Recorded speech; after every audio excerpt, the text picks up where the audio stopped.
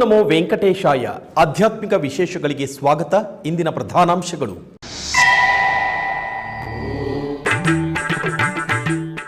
ಬೆಂಗಳೂರಿನ ಶ್ರೀನಿಧಿ ಶ್ರೀನಿವಾಸ ದೇಗುಲದಲ್ಲಿ ಕಲ್ಯಾಣೋತ್ಸವ ವಿಜೃಂಭಣೆಯಿಂದ ನಡೆದ ಕಲ್ಯಾಣ ವೈಭೋಗ.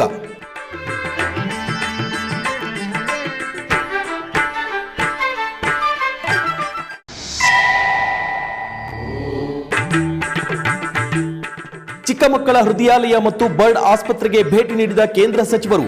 ವೈದ್ಯಕೀಯದಲ್ಲಿ ಟಿಟಿಡಿ ಸೇವೆ ಶ್ಲಾಘನೀಯ ಎಂದ ಹರ್ದೀಪ್ ಸಿಂಗ್ ಪುರಿ.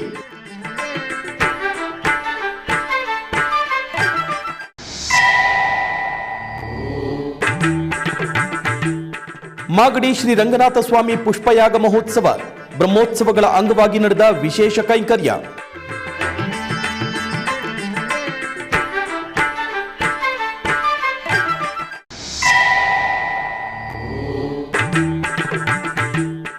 ಬೆಂಗಳೂರಿನ ದೊಮ್ಮಲೂರಿನಲ್ಲಿ ಗ್ರಾಮ ದೇವತೆಗಳ ಅದ್ದೂರಿ ಉತ್ಸವ. ಚಿತ್ತಾಕರ್ಷಕ ಪಲ್ಲಕ್ಕಿಗಳಲ್ಲಿ ವಿವಿಧ ದೇವರುಗಳ ಮೆರವಣಿಗೆ.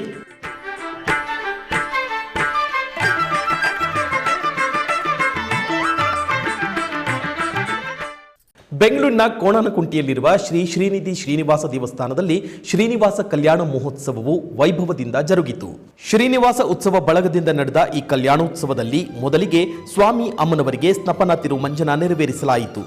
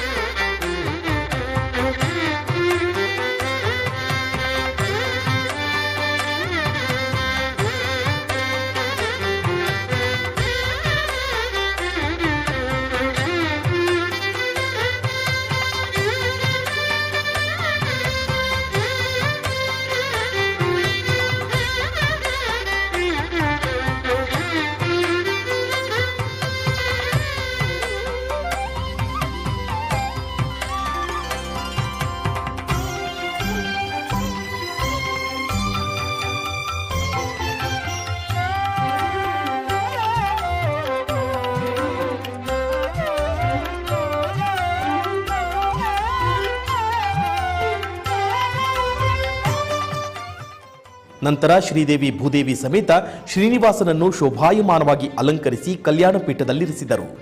ತರುವಾಯ ಸಾಂಪ್ರದಾಯಿಕ ವಿಧಿವಿಧಾನಗಳೊಂದಿಗೆ ಕಲ್ಯಾಣೋತ್ಸವವನ್ನು ನೆರವೇರಿಸಿದರು.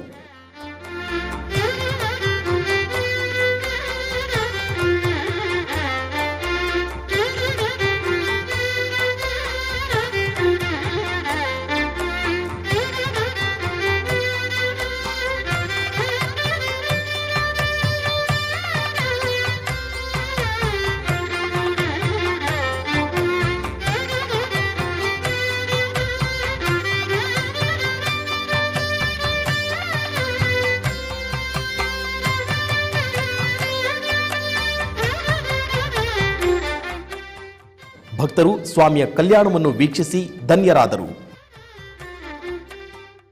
ಟಿಟಿಡಿ ಅಂಗವಾಗಿರುವ ಶ್ರೀ ಪದ್ಮಾವತಿ ಚಿಕ್ಕ ಮಕ್ಕಳ ಹೃದಯಾಲಯ ಮತ್ತು ಬರ್ಡ್ ಆಸ್ಪತ್ರೆಗೆ ಕೇಂದ್ರ ಪೆಟ್ರೋಲಿಯಂ ಮತ್ತು ನೈಸರ್ಗಿಕ ಅನಿಲ ಹಾಗೂ ವಸತಿ ಮತ್ತು ನಗರ ವ್ಯವಹಾರಗಳ ಸಚಿವರಾದ ಹರ್ದೀಪ್ ಸಿಂಗ್ ಪುರಿ ಮಂಗಳವಾರ ಭೇಟಿ ನೀಡಿದ್ದರು. ಆಸ್ಪತ್ರೆಯ ಬಳಿ ಆಗಮಿಸಿದ ಸಚಿವರಿಗೆ ಡೈರೆಕ್ಟರ್ ಡಾಕ್ಟರ್ ಶ್ರೀನಾಥ್ ರೆಡ್ಡಿ ಆದರದಿಂದ ಸ್ವಾಗತಿಸಿದರು. ಅಲ್ಲಿ ಚಿಕ್ಕ ಮಕ್ಕಳಿಗೆ ಒದಗಿಸುತ್ತಿರುವ ವೈದ್ಯಕೀಯ ಸೇವೆಗಳನ್ನು ಅವರು ಪರಿಶೀಲಿಸಿದರು. ಹಾಗೆಯೇ ಬರ್ಡ್ ಆಸ್ಪತ್ರೆಗೆ ತೆರಳಿ ಅಲ್ಲಿ ರೋಗಿಗಳಿಗೆ ಕಲ್ಪಿಸುತ್ತಿರುವ ವೈದ್ಯಕೀಯ ಸೇವೆ ಮತ್ತು ಸೌಕರ್ಯಗಳನ್ನು ವೀಕ್ಷಿಸಿ ಪ್ರಶಂಸಿಸಿದರು. ಈ ಕಾರ್ಯಕ್ರಮದಲ್ಲಿ ಟಿಟಿಡಿ ಇಒ ಎವಿ ಧರ್ಮಾರೆಡ್ಡಿ, ಜೆಇಒ ಸದಾಭಾರ್ಗವಿ ಮತ್ತಿತರರು ಪಾಲ್ಗೊಂಡಿದ್ದರು. ನಂತರ ಹರ್ದೀಪ್ ಸಿಂಗ್ ಪುರಿ ಅವರು ಎಸ್ವಿಬಿಸಿಯೊಂದಿಗೆ ಮಾತನಾಡಿದರು. Rehabilitation of those who are requiring orthopedic treatment, replacement of knees, hips, it's only one part. And that, of course, is commendable in and of itself. But I was very impressed to see the new hospital which has come up in, I think, less than a year's time, where little children are being treated, almost those requiring emergency care and treatment immediately post-birth, slightly elder children, and I think the dedication of the medical personnel, the doctors who are treating these the youngest possible patients, and the fact that the all concerned, the state government, the temple trust, and I'm very happy that some of the OMCs with which I am interested are also making small contributions to this. For any country, the development of its health system, I think, is the ultimate index of development. Healthcare is an area where the government, the central government and the state governments have an important role to play. Clearly, central government because it devises the policies, the ecosystem. State governments because in a system of cooperative federalism, they also held out, take the one. But the private sector has a very important role to play. And I think I was very happy to find CEO Saab was telling me that some of these children, young children who have been operated for heart condition, their treatment was financed from the Ayushman Bharat program. Now this is a novel program which the Honorable Prime Minister has introduced, where every family can in 1 year draw up to 5 lakhs rupees for medical care, treatment, operation, post-operation care. But I think another very important part of the private sector, if I may say it's a very general term, is what private trusts are doing. And you know, I've been a devotee, and I've been coming to get darshana for the last 36 years, and I have watched the growth of the temple trust, what they are doing in the area of medical education, research, treatment of poor people. The people who come here for treatment are not just from the areas in around Tirupati or Vizag, etc. They come from all over the country. I met people from North India here. So I want to bow in reverence to this wonderful work which is being done by the Temple Trust, and I'm sure that this constitutes a model not only for this area but for the whole country. But my congratulations to all concerned. Thank you all for sparing the time. Thank you. Ramanagara ಜಿಲ್ಲೆಯ ಮಾಗಡಿ ಶ್ರೀ ರಂಗನಾಥ ಸ್ವಾಮಿ ದೇವಸ್ಥಾನದಲ್ಲಿ ವಾರ್ಷಿಕ ಬ್ರಹ್ಮೋತ್ಸವಗಳು ವೈಭವದಿಂದ ಜರುಗುತ್ತಿದೆ. ಇದರ ಅಂಗವಾಗಿ ಪುಷ್ಪಯಾಗ ಮಹೋತ್ಸವವನ್ನು ನೆರವೇರಿಸಲಾಯಿತು. ಮೊದಲಿಗೆ ನಾನಾ ಬಗೆಯ ಪುಷ್ಪಗಳನ್ನು ಆಲಯ ಪ್ರದಕ್ಷಿಣೆಯಾಗಿ ಕರೆತರಲಾಯಿತು.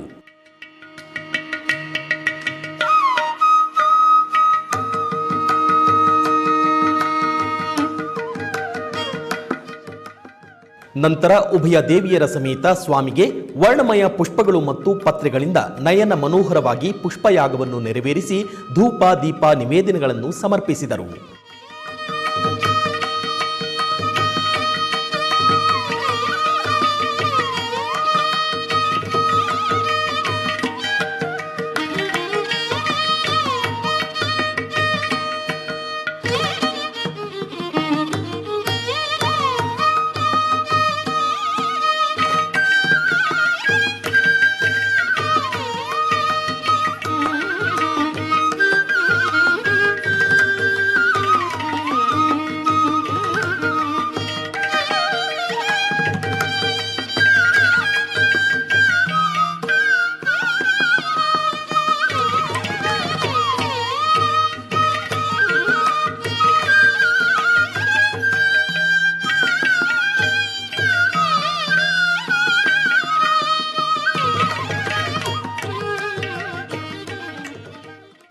ಬೆಂಗಳೂರು ನಗರದ ದೊಮ್ಮಲೂರಿನಲ್ಲಿ ಗ್ರಾಮ ದೇವತೆಗಳ ಪಲ್ಲಕ್ಕಿ ಮಹೋತ್ಸವ ಅದ್ದೂರಿಯಾಗಿ ನಡೆಯಿತು. ಮೊದಲಿಗೆ ಶ್ರೀ ಕೋದಂಡರಾಮಲಿಂಗೇಶ್ವರ ಸ್ವಾಮಿ ದೇವಸ್ಥಾನದಲ್ಲಿ ಗಣಪತಿ ಮತ್ತು ಶ್ರೀ ಸೀತಾರಾಮ ಲಕ್ಷ್ಮಣ ಸಮೇತ ಶ್ರೀ ಆಂಜನೇಯ ಸ್ವಾಮಿ ಉತ್ಸವ ಮೂರ್ತಿಗಳಿಗೆ ವಿಶೇಷ ಪೂಜೆ ಸಲ್ಲಿಸಲಾಯಿತು. ನಂತರ ಉತ್ಸವ ಮೂರ್ತಿಗಳನ್ನು ಪುಷ್ಪ ಪಲ್ಲಕ್ಕಿಯಲ್ಲಿರಿಸಿ ಆರತಿ ಬೆಳಗಿ ಮೆರವಣಿಗೆಗೆ ಚಾಲನೆ ನೀಡಿದರು. ಈ ಸಂದರ್ಭದಲ್ಲಿ ಶ್ರೀ ಚೊಕ್ಕನಾಥ ಸ್ವಾಮಿ, ಶ್ರೀ ಸೂರ್ಯನಾರಾಯಣ ಸ್ವಾಮಿ, ಶ್ರೀ ಅಟ್ಟಿ ಮಾರಮ್ಮ, ಶ್ರೀ ಶನೇಶ್ವರ ಸ್ವಾಮಿ ದೇವಸ್ಥಾನ ಸೇರಿದಂತೆ ಸುತ್ತಮುತ್ತಲ 60ಕ್ಕೂ ಹೆಚ್ಚು ಗ್ರಾಮ ದೇವತೆಗಳನ್ನು ವಿವಿಧ ಆಕೃತಿಯ ಚಿತ್ತಾಕರ್ಷಕ ಪಲ್ಲಕ್ಕಿಗಳಲ್ಲಿ ಇರಿಸಿ ನಗರದ ಬೀದಿಗಳಲ್ಲಿ ಮೆರವಣಿಗೆ ಮಾಡಲಾಯಿತು. ಭಕ್ತಾದಿಗಳು ರಸ್ತೆಯ ಇಕ್ಕೆಲೆಗಳಲ್ಲಿ ನಿಂತು ಉತ್ಸವದ ವೈಭವವನ್ನು ಕಣ್ತುಂಬಿಕೊಂಡರು.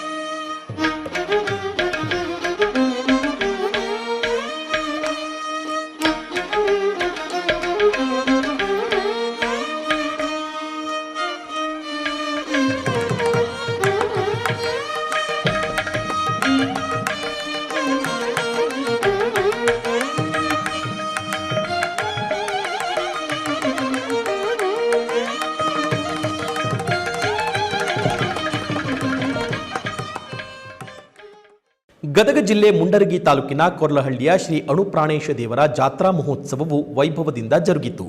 ಈ ಪ್ರಯುಕ್ತ ಶ್ರೀ ಆಂಜನೇಯ ಸ್ವಾಮಿಗೆ ಪಂಚಾಮೃತ ಅಭಿಷೇಕ ನೆರವೇರಿಸಲಾಯಿತು.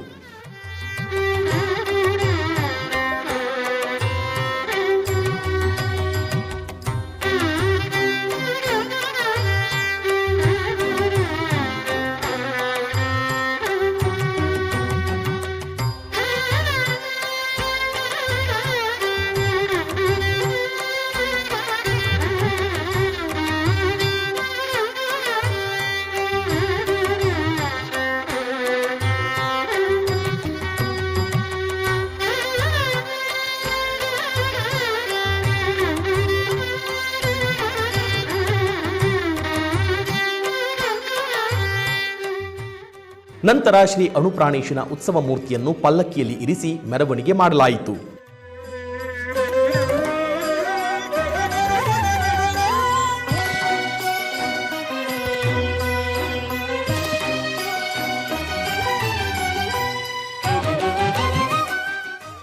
ಆ ಬಳಿಕ ಅಲಂಕರಿಸಿದ ರಥದಲ್ಲಿ ಉತ್ಸವ ಮೂರ್ತಿಯನ್ನು ಆಸೀನಗೊಳಿಸಿ ರಥೋತ್ಸವವನ್ನು ನೆರವೇರಿಸಲಾಯಿತು. ಭಕ್ತರು ಹರಿನಾಮ ಸ್ಮರಣೆ ಮಾಡುತ್ತಾ ತೇರನ್ನು ಎಳೆದು ಕೃತಾರ್ಥರಾದರು. ಆಧ್ಯಾತ್ಮಿಕ ವಿಶೇಷಗಳಲ್ಲಿ ಚಿಕ್ಕದೊಂದು ವಿರಾಮ.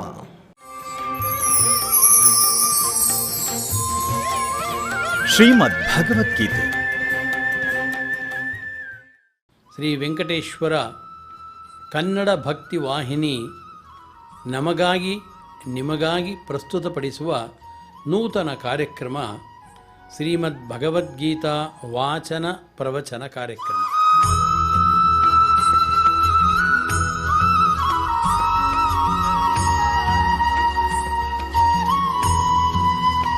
ಕೃಷ್ಣ ಏನು ಹೇಳ್ತಾನೆ? ನ ಅಹಂ ಜಾತು ನ ಆಸಂ, ನಾನು ಹಿಂದೆ ಇರಲಿಲ್ಲ ಅಂತ ಇಲ್ಲ, ನೀನು ಇರಲಿಲ್ಲ ಅಂತ ಇಲ್ಲ, ಈ ರಾಜಾಧಿರಾಜರು ಇರಲಿಲ್ಲ ಅಂತ ಇಲ್ಲ, ಈಗಲೂ ನಾವಿದ್ದೇವೆ, ಮುಂದೆಯೂ ಕೂಡ ಇರೋದಿಲ್ಲ ಅಂತ ಇಲ್ಲ. ಶ್ರೀಮದ್ ಭಗವದ್ಗೀತಾ ಪಾರಾಯಣ ಪ್ರತಿದಿನ ಸಂಜೆ 6 ಗಂಟೆಗೆ ಮತ್ತು ಬೆಳಿಗ್ಗೆ 7:30ಕ್ಕೆ ನಿಮ್ಮ ಶ್ರೀ ವೆಂಕಟೇಶ್ವರ ಭಕ್ತಿವಾಹಿನಿ 3ರಲ್ಲಿ ವೀಕ್ಷಿಸಿ ಕೃತಾರ್ಥರಾಗಿ. ಆಧ್ಯಾತ್ಮಿಕ ವಿಶೇಷಗಳಿಗೆ ಪುನಃ ಸ್ವಾಗತ. ಬೆಂಗಳೂರು ನಗರದ ಗಿರಿನಗರದಲ್ಲಿರುವ ಶ್ರೀ ಲಕ್ಷ್ಮೀ ವೆಂಕಟೇಶ್ವರ ಸ್ವಾಮಿ ದೇವಾಲಯದಲ್ಲಿ ಚಕ್ರಸ್ನಾನ ಮಹೋತ್ಸವವು ವೈಭವದಿಂದ ಜರುಗಿತು. ಈ ನಿಮಿತ್ತ ಆಲಯದಲ್ಲಿ ಹೋಮಕುಂಡಗಳನ್ನು ನಿರ್ಮಿಸಿ ಹೋಮ ಹವನಾದಿಗಳನ್ನು ಆಚರಿಸಿ ಪೂರ್ಣಾಹುತಿ ಸಮರ್ಪಿಸಲಾಯಿತು.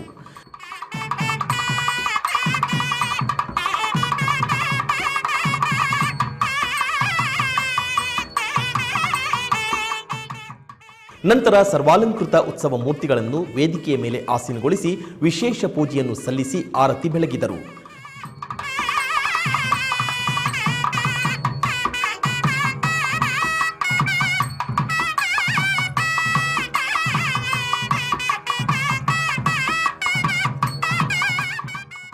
ನಂತರ ಸ್ವಾಮಿ ಅಮ್ಮನವರನ್ನು ಮೆರವಣಿಗೆ ಮೂಲಕ ಕಲ್ಯಾಣಿಯ ಬಳಿ ಕರೆತರಲಾಯಿತು.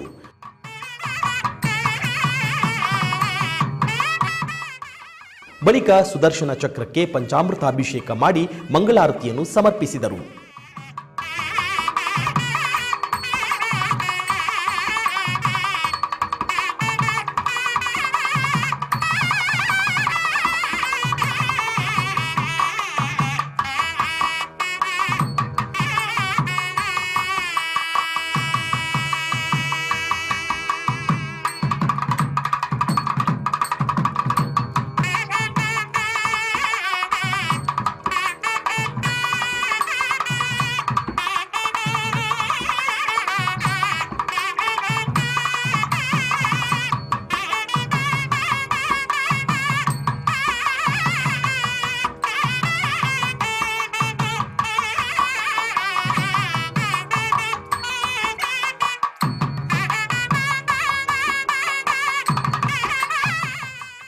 ತರುವಾಯ ಚಕ್ರಸ್ನಾನ ಮಹೋತ್ಸವವನ್ನು ಆಚರಿಸಲಾಯಿತು.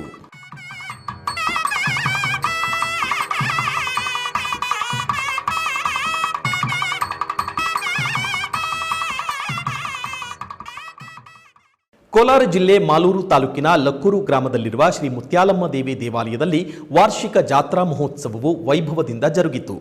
ಇದರ ಅಂಗವಾಗಿ ಅಮ್ಮನವರನ್ನು ಸಕಲ ವಸ್ತ್ರಾಭರಣಗಳು, ವಿವಿಧ ಪುಷ್ಪಮಾಲೆಗಳಿಂದ ಸುಂದರವಾಗಿ ಅಲಂಕರಿಸಿದ್ದರು. ನಂತರ ಅಷ್ಟೋತ್ತರ ಸಹಿತ ಮಂಗಳಾರತಿಯನ್ನು ಬೆಳಗಲಾಯಿತು.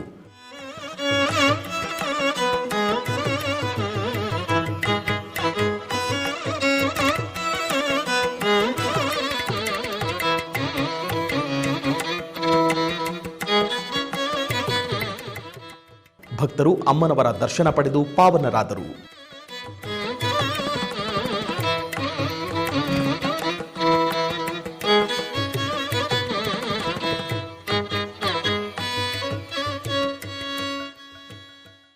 ಬೆಂಗಳೂರಿನ ಶ್ರೀರಾಂಪುರ ದಯಾನಂದ ನಗರದಲ್ಲಿರುವ ಶ್ರೀ ಸುಬ್ರಹ್ಮಣ್ಯ ಸ್ವಾಮಿ ದೇವಾಲಯದಲ್ಲಿ ತಮಿಳು ಫಾಲ್ಗುಣ ಮಾಸದ ವಿಶೇಷ ಪೂಜೆಗಳು ಜರುಗಿದವು.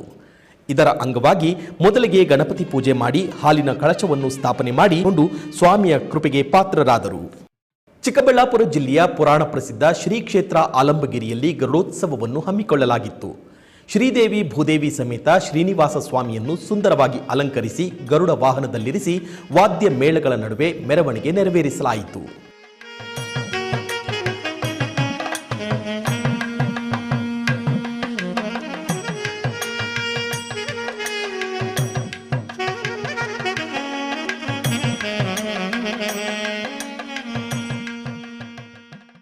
ಗದಗ ಜಿಲ್ಲೆ ಮುಂಡರಗಿ ತಾಲೂಕಿನ ಶಿರನಹಳ್ಳಿ ಗ್ರಾಮದ ಶ್ರೀ ಜೋಡು ಹನುಮಂತ ದೇವರ ದೇವಸ್ಥಾನದಲ್ಲಿ ವಿಶೇಷ ಕಾರ್ಯಕ್ರಮಗಳು ಜರುಗಿದವು.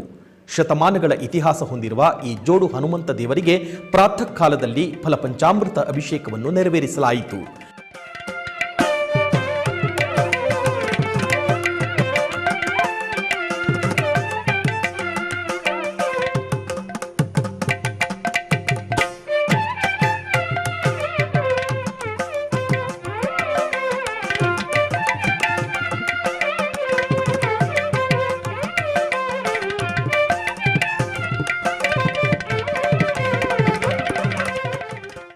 ನಂತರ ಅಂಜನಿ ಪುತ್ರನನ್ನು ಹೂವುಗಳಿಂದ ವಿಶೇಷವಾಗಿ ಅಲಂಕರಿಸಿ ಮಹಾಮಂಗಳಾರತಿಯನ್ನು ಬೆಳಗಿದರು. ಗ್ರಾಮದ ಭಕ್ತರು ವಿಶೇಷ ಸಂಖ್ಯೆಯಲ್ಲಿ ದೇವಾಲಯಕ್ಕೆ ಆಗಮಿಸಿ ಭಜನೆ ಮುಂತಾದ ಕಾರ್ಯಕ್ರಮಗಳಲ್ಲಿ ಭಾಗವಹಿಸಿ ರಾಮಭಕ್ತನ ಕೃಪೆಗೆ ಪಾತ್ರರಾದರು. ಬೆಂಗಳೂರಿನ ಚಾಮರಾಜಪೇಟೆಯ ಶ್ರೀ ರಾಜರಾಜೇಶ್ವರಿ ಅಮ್ಮನವರ ಸನ್ನಿಧಿಯಲ್ಲಿ ಮಂಗಳವಾರದ ನಿಮಿತ್ತ ವಿಶೇಷ ಪೂಜೆಗಳನ್ನು ಹಮ್ಮಿಕೊಳ್ಳಲಾಗಿತ್ತು. ಇದರ ಅಂಗವಾಗಿ ಮಾತೆಗೆ ಬಗೆ ಬಗೆಯ ಹೂವುಗಳಿಂದ ಅಲಂಕರಿಸಲಾಗಿತ್ತು. ತರುವಾಯ ಅಮ್ಮನಿಗೆ ಆರತಿಯನ್ನು ಬೆಳಗಿದರು. ಭಕ್ತರು ತಾಯಿಯ ಕೃಪೆಗೆ ಪಾತ್ರರಾದರು.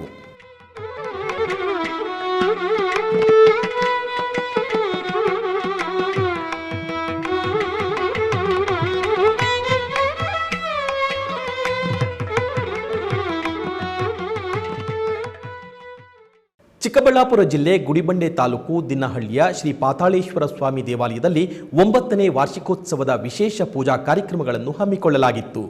ಈ ಸಂದರ್ಭದಲ್ಲಿ ಕಲಶ ಸ್ಥಾಪನೆ, ಪೂಜೆ, ಹೋಮ, ಶ್ರೀ ಪಾತಾಳೇಶ್ವರ ಸ್ವಾಮಿಗೆ ವಿಶೇಷ ಅಭಿಷೇಕ, ಅಲಂಕಾರ, ಮಹಾಮಂಗಳಾರತಿ ಕಾರ್ಯಕ್ರಮಗಳನ್ನು ನಡೆಸಲಾಯಿತು.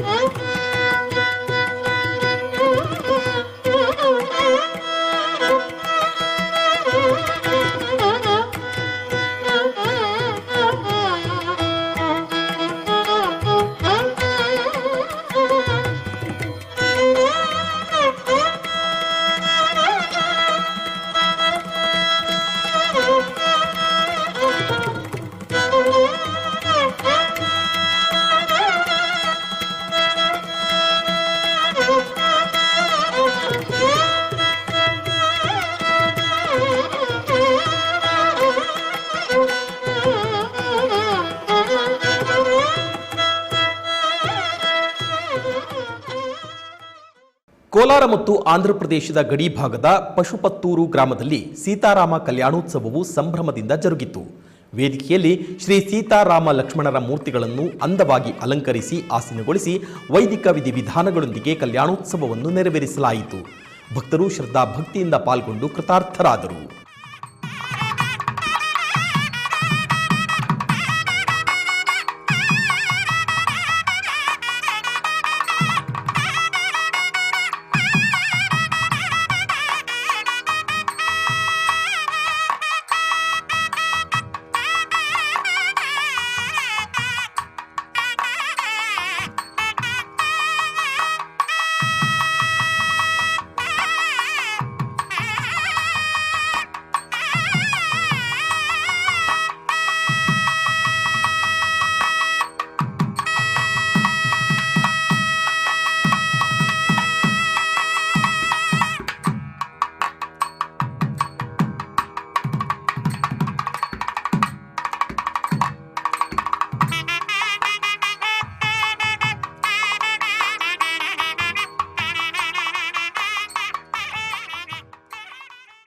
ಬೆಂಗಳೂರಿನ ವಿವಿಪುರಂನಲ್ಲಿರುವ ಶ್ರೀ ಕನ್ಯಕಾ ಪರಮೇಶ್ವರಿ ದೇವಾಲಯದಲ್ಲಿ ಮಂಗಳವಾರದ ವಿಶೇಷ ಪೂಜೆಗಳನ್ನು ನೆರವೇರಿಸಲಾಯಿತು.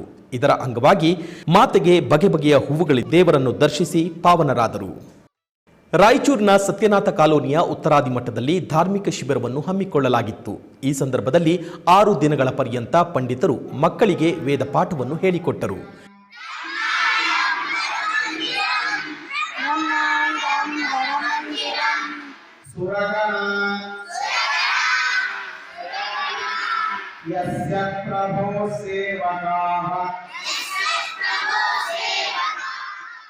ಇನ್ನು 7ನೇ ದಿನ ಶ್ರೀ ಕ್ಷೇತ್ರ ಕೊಪ್ಪರದಲ್ಲಿ ಉತ್ತರಾದಿ ಮಠದ ಪೀಠಾಧಿಪತಿಗಳಾದ ಶ್ರೀ ಸತ್ಯಾತ್ಮತೀರ್ಥ ಶ್ರೀಪಾದರಿಗೆ ಶಿಬಿರದಲ್ಲಿ ಕಲಿತ ಪಾಠವನ್ನು ಮಕ್ಕಳು ಸಮರ್ಪಣೆ ಮಾಡಿದರು.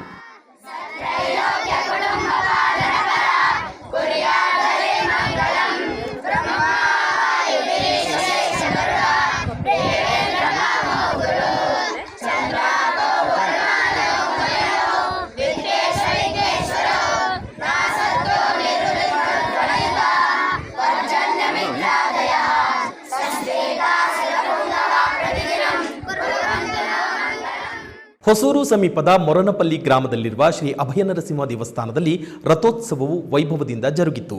ಇದರ ಅಂಗವಾಗಿ ನರಸಿಂಹಸ್ವಾಮಿಗೆ ವಿಶೇಷ ಅಲಂಕಾರಾದಿ ಪೂಜೆಗಳನ್ನು ಸಲ್ಲಿಸಲಾಯಿತು.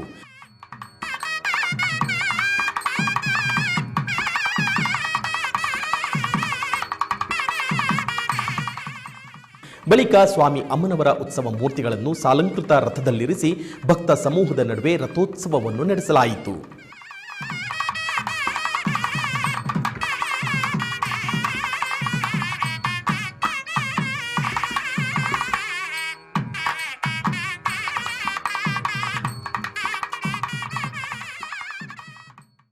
ಆಧ್ಯಾತ್ಮಿಕ ವಿಶೇಷಗಳಲ್ಲಿ ಚಿಕ್ಕದೊಂದು ವಿರಾಮ.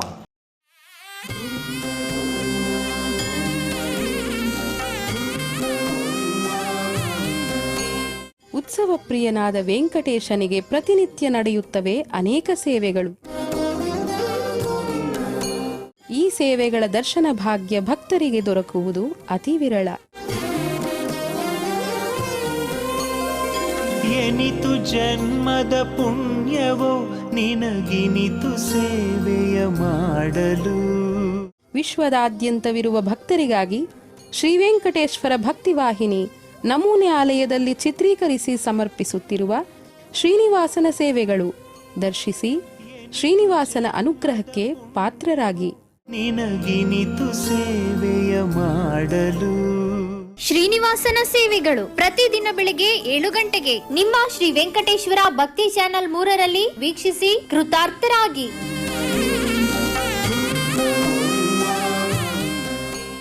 ಆಧ್ಯಾತ್ಮಿಕ ವಿಶೇಷಗಳಿಗೆ ಪುನಃ ಸ್ವಾಗತ.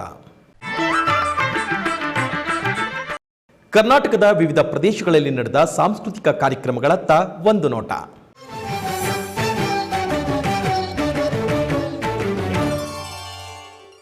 ಚಾಮರಾಜನಗರದ ಅಗ್ರಹಾರ ಬೀದಿಯಲ್ಲಿರುವ ಶ್ರೀ ಪಟ್ಟಾಭಿರಾಮ ಮಂದಿರದಲ್ಲಿ ಹಮ್ಮಿಕೊಳ್ಳಲಾಗಿದ್ದ ಸಾಂಸ್ಕೃತಿಕ ಕಾರ್ಯಕ್ರಮದಲ್ಲಿ ವಿದ್ವಾನ್ ದತ್ತಾತ್ರೇಯ ತಂಡದವರಿಂದ ಮ್ಯಾಂಡೋಲಿನ್ ವಾದನ ಜರುಗಿತು.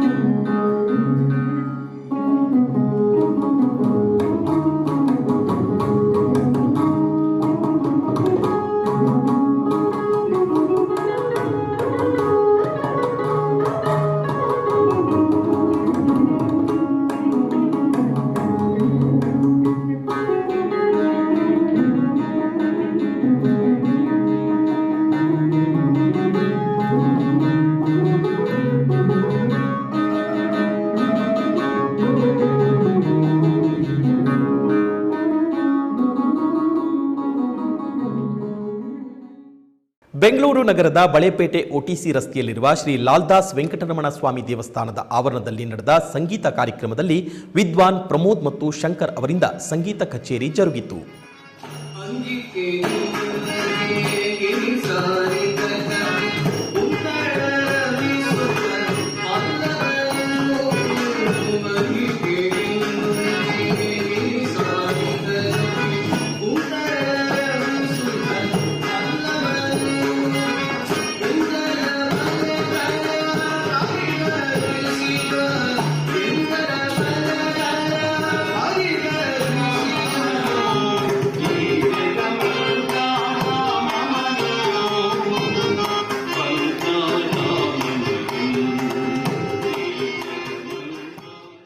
ಚಿಕ್ಕಬಳ್ಳಾಪುರ ಜಿಲ್ಲೆ ಚಿಂತಾಮಣಿ ನಗರದ ಎನ್ಆರ್ ಬಡಾವಣೆಯಲ್ಲಿರುವ ಶ್ರೀ ಬ್ರಹ್ಮಚೈತನ್ಯ ಶ್ರೀರಾಮ ಮಂದಿರದಲ್ಲಿ ಸರಸ್ವತಿ ಮಹಿಳಾ ಮಂಡಳಿಯವರಿಂದ ನಾಮ ಸಂಕೀರ್ತನೆಯನ್ನು ಏರ್ಪಡಿಸಲಾಗಿತ್ತು.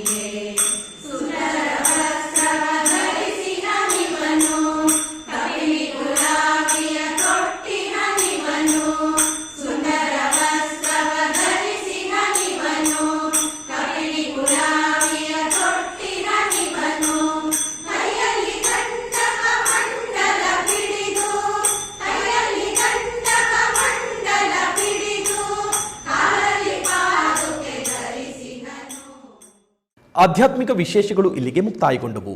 ಓಂ ನಮೋ ವೆಂಕಟೇಶಾಯ.